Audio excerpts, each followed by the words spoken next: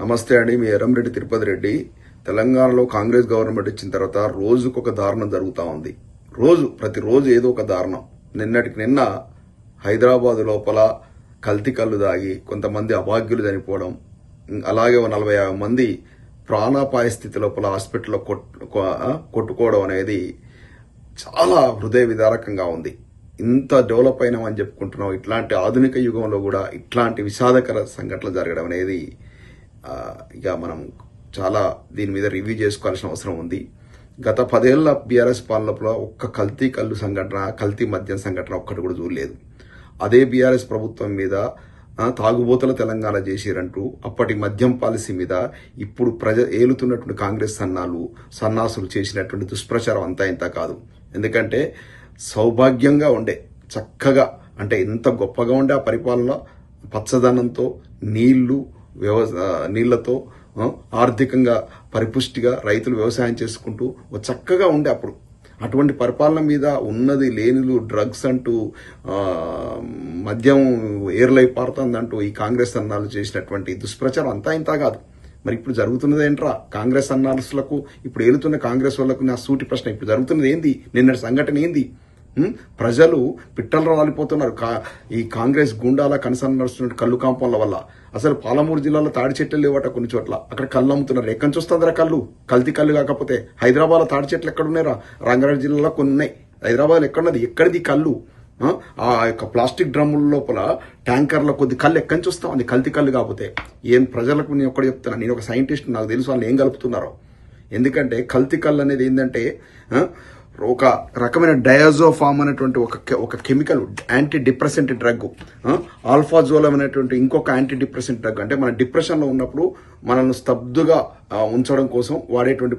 ఇంకోటి కుక్కల మందు అంటారు, క్లోరాల్ హైడ్రేట్. అంటే కుక్కలను చంపడానికి ఎక్కువ డోసులు ఇస్తే కుక్కలు చచ్చిపోతాయి. అటువంటి కుక్కల మందుని తీసుకొచ్చేసి ఈ కళ్ళు కలుపుతున్నారు. ఇంకొకటి ఇథనాల్ బదులుగా మిథనాల్ అనేది, అది కూడా ఒక ఆల్కహాల్. అది తాగితే ఫస్ట్ కళ్ళు పోతాయి, కళ్ళు పోయిన తర్వాత మనుషులు చనిపోతారు. అటువంటి కెమికల్ను వీటన్నిటినీ ఈ యొక్క కళ్ళు కాంపౌండ్ లో వెనుకున్నటువంటి కొంతమంది కాంగ్రెస్ గుండాలు, కొంతమంది హోలాగాన్లు ఆ మత్తు రావడం కోసం ఆ కళ్ళు అని చెప్పేటువంటి అది కళ్ళు కానే కాదు, కలిపి అది వైట్ కలర్ లో ఉంటది, కళ్ళులాగా అనిపిస్తుంది. అది కళ్ళు కాదు, ఒక మత్తు మందు, ఒక విషం. అది విష పదార్థం, రసాయనాలు కలిపినటువంటి ఆ యొక్క కళ్ళును కూకట్పల్లిలో నడిబొడ్డునుంది కళ్ళు కాంపౌండ్. అక్కడ అమ్మడం వల్ల ఈ అబాయకులు పొద్దునగా పనిచేసుకొచ్చి సాయంత్రం పూట నిద్రపట్టడం కోసం ఏదో మంచి కళ్ళు అనుకొని తాగి చనిపోతున్నారు, అమాయకులు చనిపోతా ఉన్నారు. దీనికి నైతిక బాధ్యత వహించి ఆ ఎక్సైజ్ మంత్రి జూపల్లి కృష్ణారావు ఇమ్మీడియట్ గా రాజీనామా చేయాలి. నీకు సిగ్గుంటే జూపల్లి కృష్ణారావు రాజీనామా చేయి. నీకెక్కడిది నైతికత? పూటొక పార్టీ మారేటోడి, ఒకప్పుడు కాంగ్రెస్, తర్వాత బీఆర్ఎస్, మళ్ళా కాంగ్రెస్. ఏ ప్రభుత్వం అధికారంలోకి వచ్చే ముందు ఆ పార్టీలో చేరుతావు, అలా మంత్రి పదవి పొందుతావు, నీ స్వార్థం కోసం బతుకుతున్నావు. సిగ్గు నీకు శరం ఉంటే రాజీనామా చేయి. నీ కుటుంబంలో దస్త తెలుస్తుంది బాధ. వాళ్ళు రెక్కాడితే డొక్కాడని అమాయకులు వాళ్ళు చనిపోతే నువ్వు నైతిక బాధ్యత వహించినవా?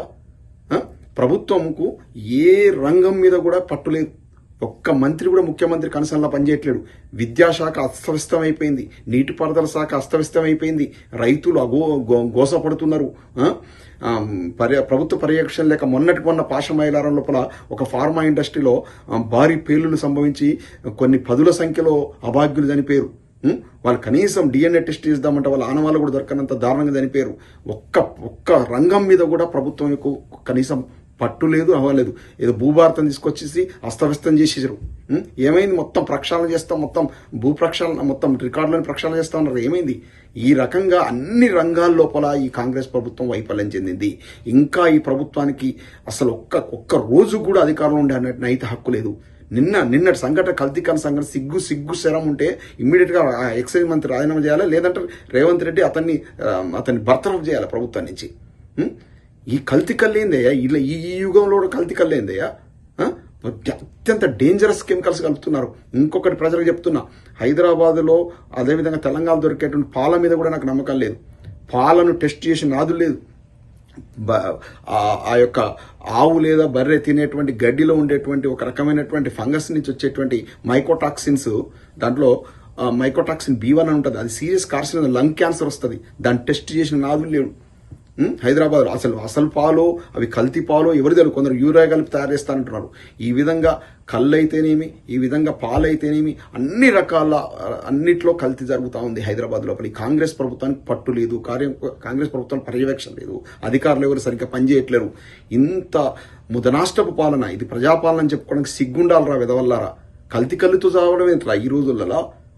ఇమ్మీడియట్ గా ఆ మొత్తం కళ్ళు కాంపౌండ్ మొత్తం మూత పెట్టాలి. దీనివల్ల గౌడన్నలకు కూడా బ్యాడ్ నేమ్ వస్తుంది. గౌడన్నలను వాళ్ళు చక్కగా విలేజ్లలో గౌడన్నలు ఆ తాటి చెట్టు నుంచి తీసేసి స్వచ్ఛమైన కళ్ళు అమ్ముతారు. అది ఆరోగ్యానికి ఎటువంటి ఇబ్బంది లేనటువంటి ఆరోగ్యాన్ని ఇచ్చేటువంటి కళ్ళు. అది వాళ్ళకు బ్యాడ్ నేమ్ తీసుకొచ్చే విధంగా ఈ కల్తీ కళ్ళు. ఎందుకంటే వీళ్ళందరూ ఏంటంటే కళ్ళు అనేటువంటి గౌడన్నుల యొక్క జీవనోపాధిని నాశనం చేయడానికి కల్తీ కళ్ళు చేసి ఆ రంగాన్ని మొత్తం మూత పెట్టేసి లిక్కర్ సేల్స్ బ్రాండ్ షాపులలో పెంచాలనేటువంటి కల్తీ కళ్ళు మీద ఒక బ్యాడ్ ఒపీనియన్ వచ్చేలాగా చేయడానికి ఒక కుట్ర దీని వెనుక. కొంతమంది గుండాలేమో ఈ యొక్క కళ్ళు లోపల మత్తు పదార్థాలను కలిపేసి అమ్మి ఎన్క్యాచ్ చేసుకుంటే, కొంతమంది కాంగ్రెస్ సన్నాసులో ఏంటంటే మొత్తం ఈ యొక్క రంగాన్నే కళ్ళు రంగాన్నే మొత్తం గౌడన్నల జీవనోపాధిని దెబ్బతీసి బ్రాండ్ షాపుల లోపల సేల్స్ పెంచారు. ఇట్లా 4 సంఘటనలు అయితే కళ్ళు తాగడం మానేస్తారు.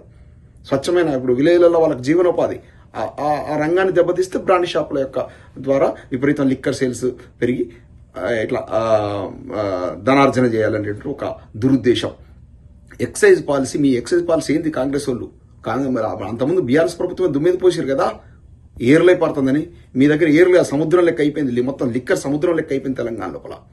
ఇది ఈ దద్దమ్మల ప్రభుత్వం, ఈ సన్నాసుల ప్రభుత్వం, ఒక అవగాహన లేని ప్రభుత్వం, ఒక నాలెడ్జ్ లేనటువంటి వేస్ట్ ఫీలర్స్ అంతా కూడా మంత్రులయ్యారు. వాళ్ళు మొత్తం సర్వనాశనమైన తెలంగాణ. ప్రజలారా ఆలోచించండి.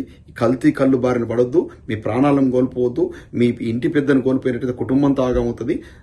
చక్కగా ఆరోగ్యంగా ఉండండి, ప్రభుత్వాన్ని నిలదీయండి. ఇటువంటి సంఘటనల మీద మేధావులు నోరు విప్పాల్సిన అవసరం ఉంది. జై తెలంగాణ.